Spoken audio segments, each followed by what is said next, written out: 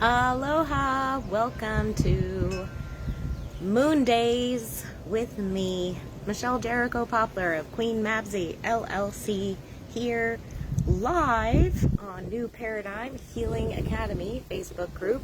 Later, this will be uploaded to my YouTube channel at Akashic Astrologer. I am here today to tell you about this week's energy forecast, the astrology. And I sure believe we might be telling ourselves a bunch of stories, sharing stories, watching stories unfold, getting curious about said stories, because as we speak, a grand air triangle trine, as far as planets forming a triangle around us, Earth, are in elements of air. The moon in Libra, the sign of right relationship, justice, equanimity, beauty, is opening up to Pluto retrograde in Aquarius. Pluto represents transformation through ordeals or challenges in the sign of Aquarius, the sign of the people, the community. Trine to the sun in Gemini, which represents the heart of the matter and where the collective heart is. Wherever the sun is, the collective heart is there. So presently we are experiencing a harmonic of air.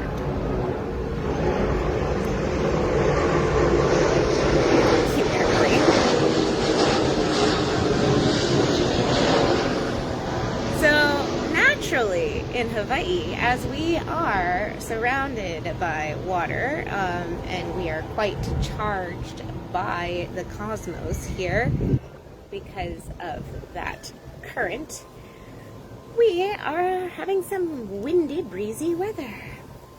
Because of the grand air trine, I'd like to note that synchronicity. So this air trine is also connected to a minor trine between the Sun, Pluto, and Neptune. Together, these two, one tiny little triangle and one bigger triangle, create a kite. A kite with the spine of an opposition between the Moon and Neptune. Moon and Neptune. Moon represents our feelings. Moon in Libra, our feelings around our relationships. Libra. Neptune is in Aries. Neptune represents the infinite. It represents dreams. It represents spirit. And it is in the sign of Aries.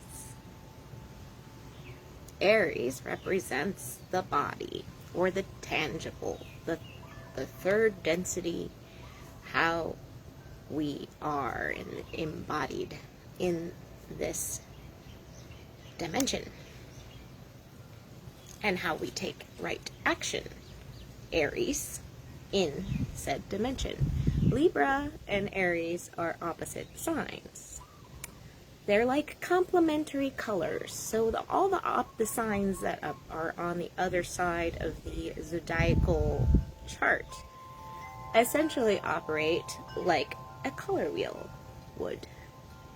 So the opposites attract, so to speak.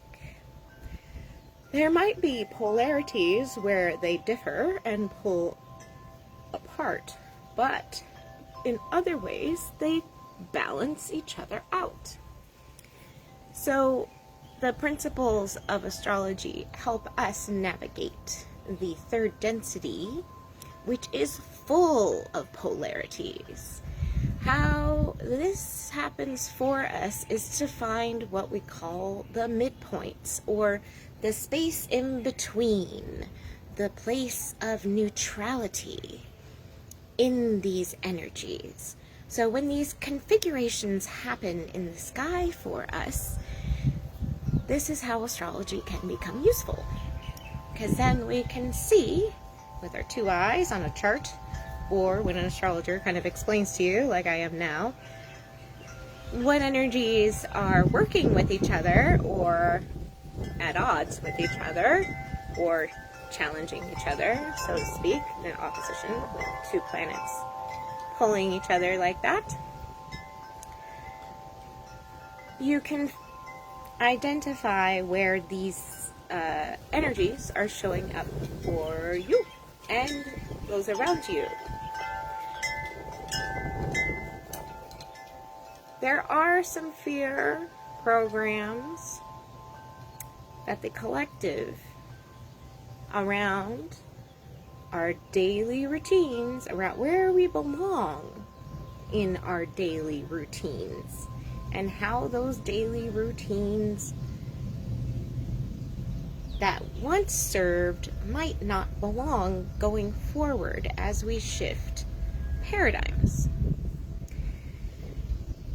The old belief systems that we might have loved at one point, we might decide that they don't serve us moving forward because they no longer function in the way that they used to. Our thoughts, we might be deciding that we love new actions and new ways of coming up and using ideas.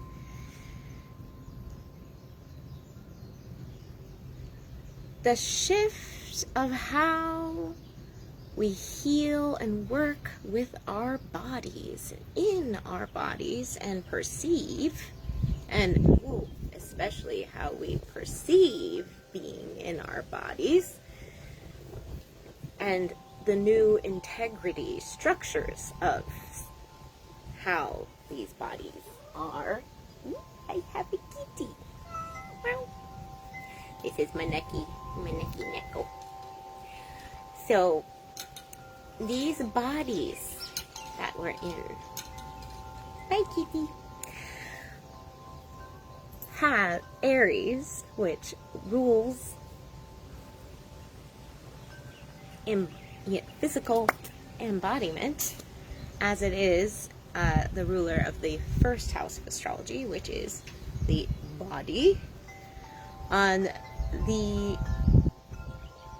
fact that Saturn and Neptune have been kind of finally pulling apart and giving each other space, we're now getting more clarity on how these new structural integrities of how we recreate our beliefs about our bodies and how we heal our bodies. Healing comes from Chiron, which is at 28 degrees Aries. It is just about ready as of June 19th. It will be moving out of Aries and into Taurus. So the Aries energies will be reaching completion when it comes to the Chiron archetype, which is healer, heal thyself. Next, so this was going through the ego, or the root chakra, which is Aries. So now Chiron will be moving up into Taurus, which is all of the earthly tangible things. The creativity, the slow manifestation energies. That is the sacral chakra. So moving up from the root to the sacral. Chiron is now focusing its energy and completing its journey.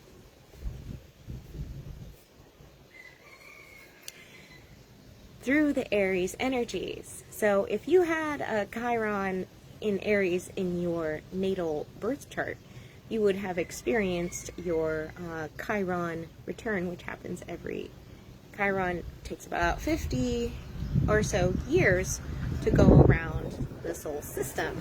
It is an asteroid, and it is named after a centaur in Greek mythology. Centaurs are half man, half horse.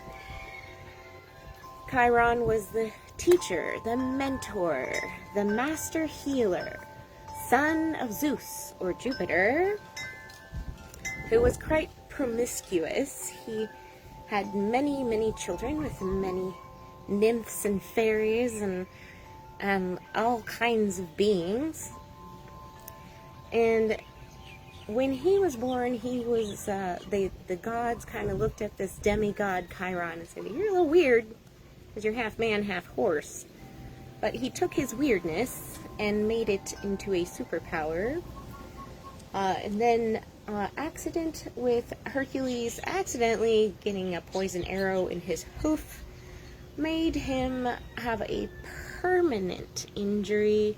Being a demigod, he could not shake the human, or the, not the human, but like the tangible part of himself could not shake. He could heal everyone else, but he couldn't heal himself of this. There was the third density that he existed in created a barrier, a tangible barrier, something that he was fixed, something he could not alchemize and change.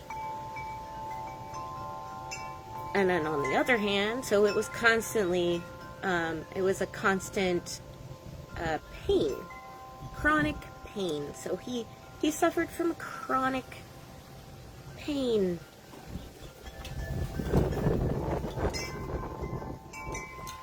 A lot of folks in modern times, because of the toxicity and injuries and life and just stuff happens, a lot of people as they age or, encounter life have a sore point or chronic pain or a piece of suffering. But what that suffering did for Chiron was give him information. He was already a master healer and teacher in those realms before the injury. Radical acceptance was key. And Chiron, and if you ever see the glyph, it actually looks like a key.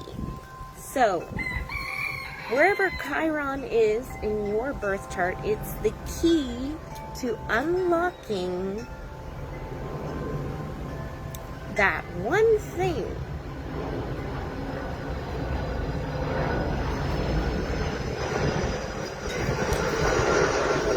that must be radically accepted. That just is. That is part of the program. Because we came in with these pieces to inform us, and so that we would be able to understand. And by the time you reach your Chiron return at around 50 years old, you've kind of figured out what things about yourself are not going to change that you just radically accept.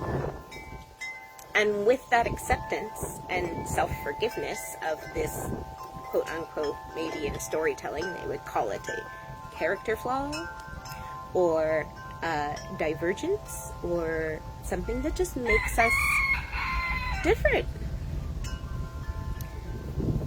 or something that we just work with, that we learn how to work with. chronic pain, you learn exercises, and you learn your diet, and you learn how to work with it, because it becomes clear that it isn't going to go away on its own, and it needs to be worked with. So, the collective.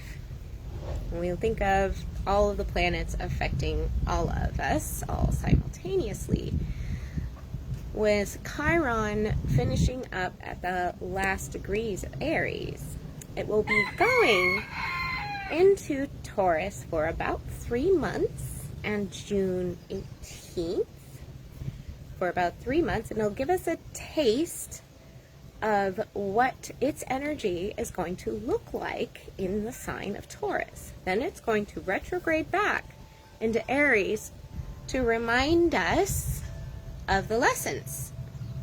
So we're going to get like a little taste, and then we're going to get another review of the energies that we are experiencing now.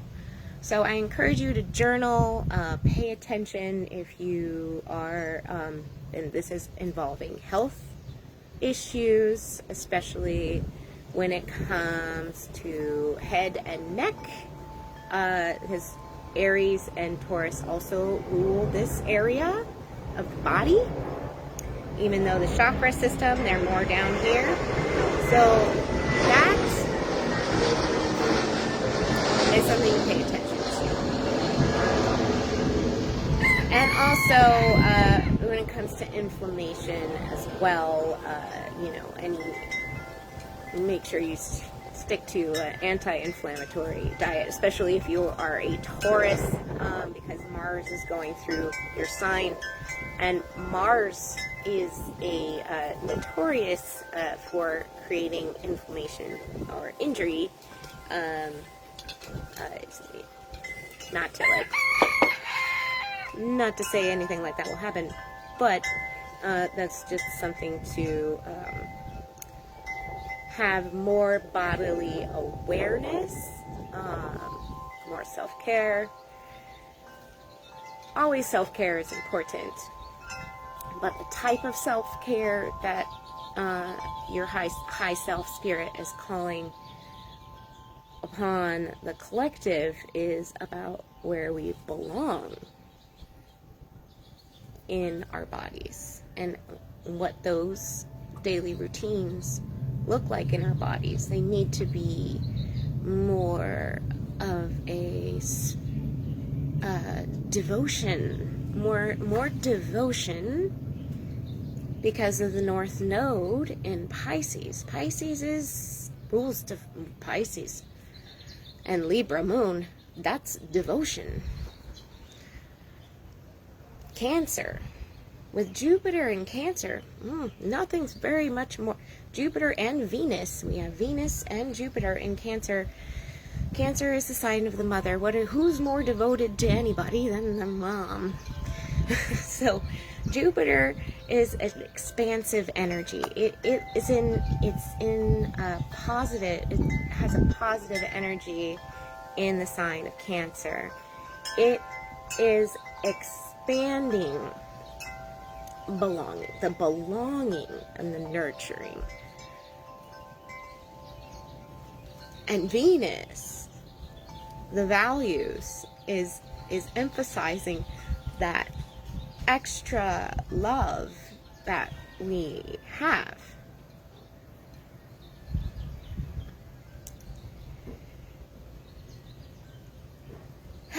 And that's just the energy for today. Today is Memorial Day in these United States, in this occupied territory, occupied nation of Hawaiʻi, where I stay.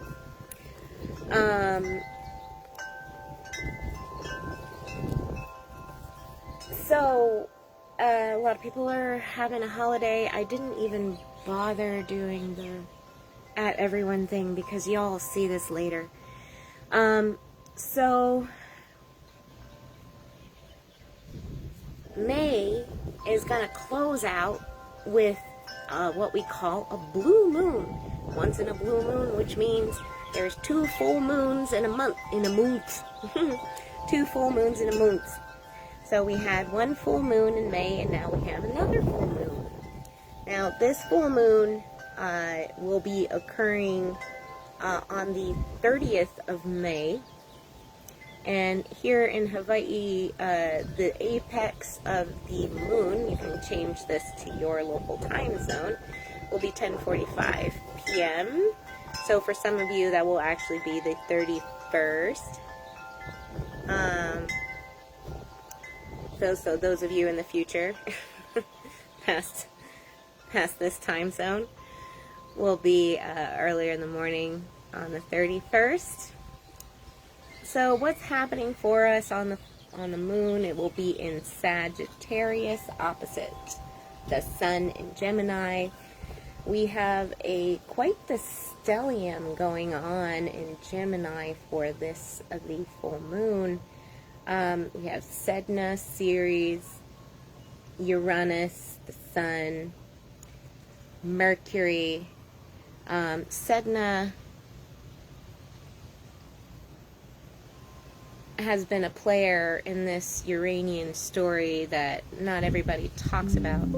She is a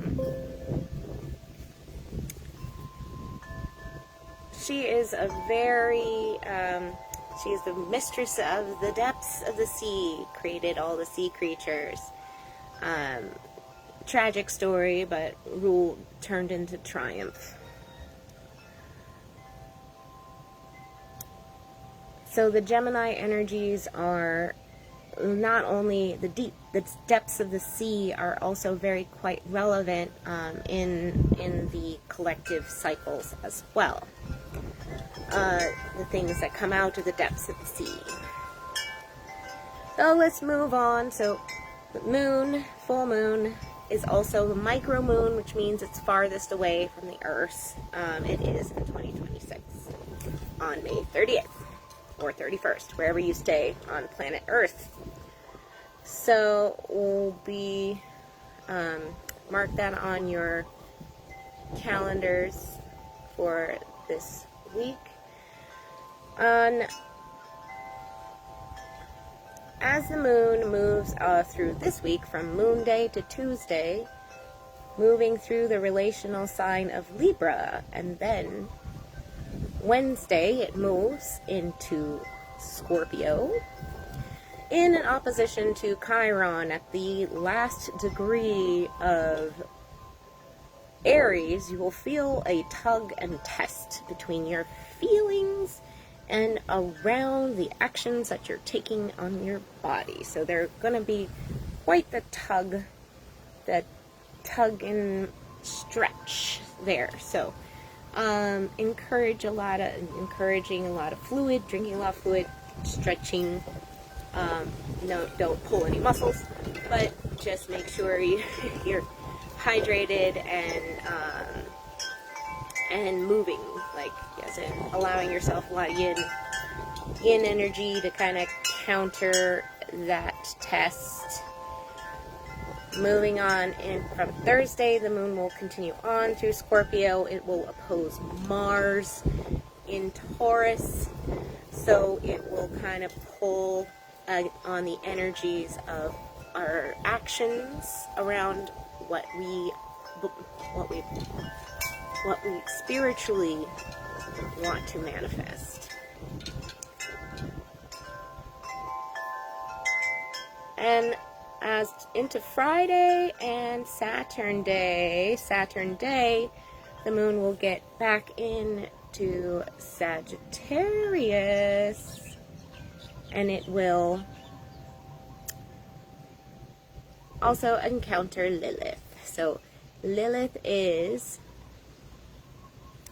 false evidence appearing real. So if you encounter some feelings of fear over the weekend, that's because every time the moon goes into Sagittarius around these times, until Lilith is out of Sagittarius, it takes her about 19 months to go through each sign. So that's when the fear in the collective and in your chart, I would tell you where that's showing up, is going to arise. So this would be a fear program about deciding upon what we love and take action on when it comes to our learning or travel or spirit-led things, Sagittarius. Then on to Sunday. The moon will be very on top of Lilith, and it will be in a harmonic aspect to Saturn, which will have moved ahead to 12 degrees, Aries. So this is all about learning how these fears show up in our body. And with the energies of Chiron at the last degree of Aries, getting ready to move into Taurus, this is truly all about how we radically accept our body and how it has limits. And that's acceptable, because we've all agreed to be in third density to experience said experiences. And all those ideas with Mercury also at 29 degrees Gemini on Sunday.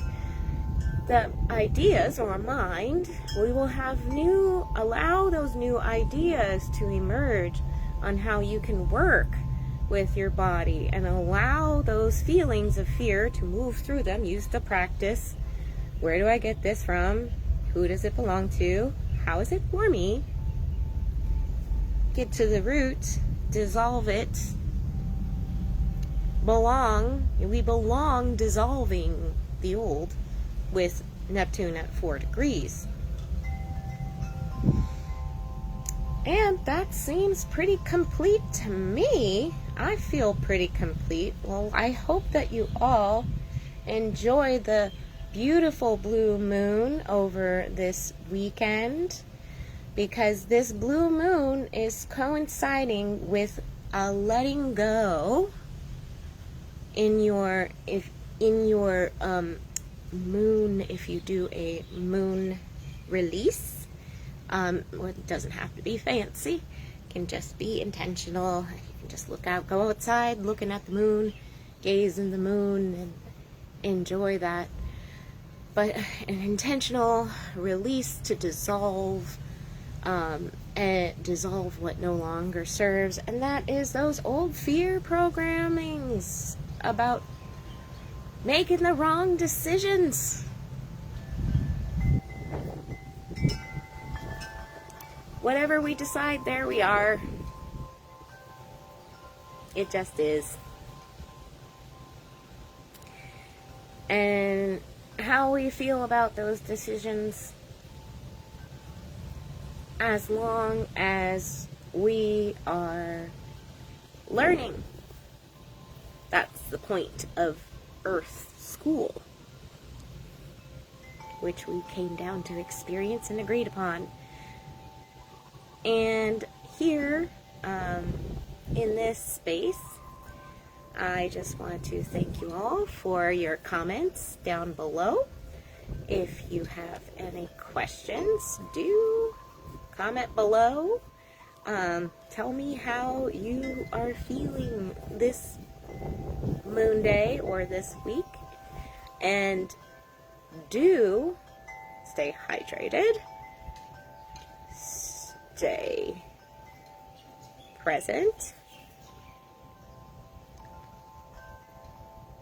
And do enjoy every moment.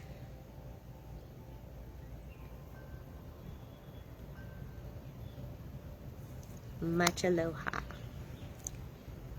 Aloha.